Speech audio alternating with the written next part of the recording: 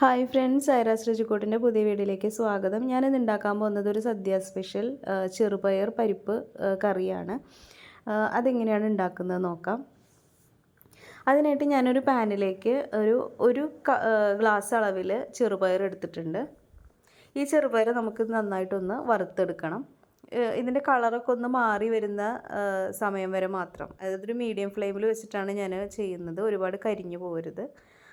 ഒരു ചെറിയൊരു കളറൊക്കെ ഒന്ന് മാറി വരുന്നത് വരെ ഞാനിതൊന്ന് ഇതുപോലെ ഒന്ന് വഴറ്റി കൊടുക്കുന്നുണ്ട്. കണ്ടില്ലേ, ഇപ്പം ഇങ്ങനെ ഒരു കളറായി വന്നിട്ടുണ്ട്. ഇനി നമുക്കിത് ചൂടാറിയതിന് ശേഷം മിക്സിയുടെ ജാറിലേക്കിട്ട് 2 തവണ ഒന്ന് കറക്കിയെടുക്കാം. ഒരുപാട് പൊടിഞ്ഞു പോകരുത്. ഇത് ഇപ്പം കണ്ടില്ലേ, ഈ ഒരു ലെവലിൽ വേണം എടുക്കാനായിട്ട്. പരിപ്പ് പോലെയായിട്ട് നമുക്ക് കിട്ടുകയും വേണം.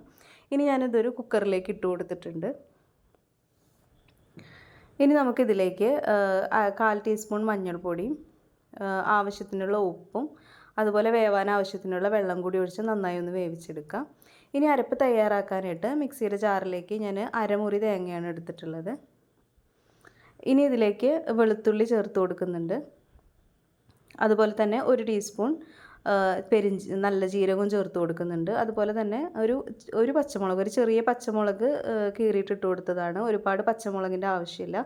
ഇനി അത് നന്നായിട്ട് മിക്സിയിൽ ഒന്ന് അരച്ചെടുത്തിട്ടുണ്ട്. ഇപ്പോൾ ചെറുപയർ കണ്ടില്ലേ, പരിപ്പ് നന്നായി ഒന്ന് വെന്ത് വന്നിട്ടുണ്ട്. ഇനി ഇത് നമുക്കിതിലേക്ക് വേറൊരു പാനിലേക്ക് മാറ്റി കൊടുത്തിട്ടുണ്ട്. ഇനി അതിലേക്ക് നമുക്ക് ഈ അരപ്പ് ചേർത്ത് കൊടുക്കാം.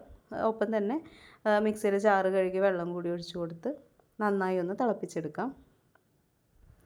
നിങ്ങൾക്ക് ചാറ് ആവശ്യത്തിനുള്ളത് കുറുകിയിട്ട് വേണമെന്നുണ്ടെങ്കിൽ അങ്ങനെ എടുക്കാം. ഇതിപ്പോൾ ഞാൻ ഈ ഒരു ലെവലാണ് എടുത്തിട്ടുള്ളത്. ഇനിയിപ്പോൾ നന്നായി ഒന്ന് തിളച്ച് വന്നതിന് ശേഷം നമുക്ക് ഇതിലേക്ക് ഒന്ന് കറിവേപ്പില മുകളിലേക്ക് ഇട്ട് കൊടുക്കുക. അതുപോലെ തന്നെ ഞാൻ പച്ചമുളക് കീറി ഇട്ട് കൊടുത്തിട്ടുണ്ട്. അരയ്ക്കുന്നതിൽ ഇട്ടിട്ടില്ല, പക്ഷേ ഇതിലേക്ക് ഒരു എരിവിന് വേണ്ടിയിട്ട് ഞാൻ പച്ചമുളക് കീറി ഇട്ട് കൊടുത്തിട്ടുണ്ട്. ഇപ്പോൾ നന്നായിട്ടൊന്ന് തിളച്ചും റെഡിയായി വന്നിട്ടുണ്ട്. ചാറൊക്കെ ഒന്ന് കുറുകി വന്നിട്ടുണ്ട്. ഇനി ഞാൻ ഇതിലേക്കൊന്ന് താളിച്ച് കൊടുക്കുകയാണ്. അതിനായിട്ട് കടുകും വറ്റൽമുളകും കറിവേപ്പിലയും കൂടി ഇട്ടിട്ട് ഞാനിതൊന്ന് താളിച്ച് കൊടുക്കുന്നുണ്ട്. സാധാരണ സദ്യ സ്പെഷ്യൽ പരിപ്പ് കറിയിൽ ഇങ്ങനെ താളിച്ച് കൊടുക്കാറില്ല ചില സ്ഥലങ്ങളിൽ. ഞാനിപ്പോൾ ഇത് കടുക് പൊട്ടിച്ച് താളിച്ചതാണ്.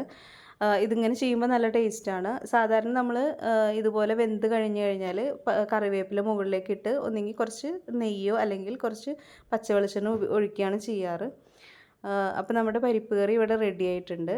വളരെ ഈസി ആയിട്ട് ഉണ്ടാക്കാൻ പറ്റുന്നതാണ്. എല്ലാവരും ഒന്ന് ട്രൈ ചെയ്ത് നോക്കുക. വീഡിയോ ഇഷ്ടപ്പെടുകയാണെങ്കിൽ ലൈക്ക് ചെയ്യുക, ഷെയർ ചെയ്യുക, സബ്സ്ക്രൈബ് ചെയ്യുക, സപ്പോർട്ട് ചെയ്യുക.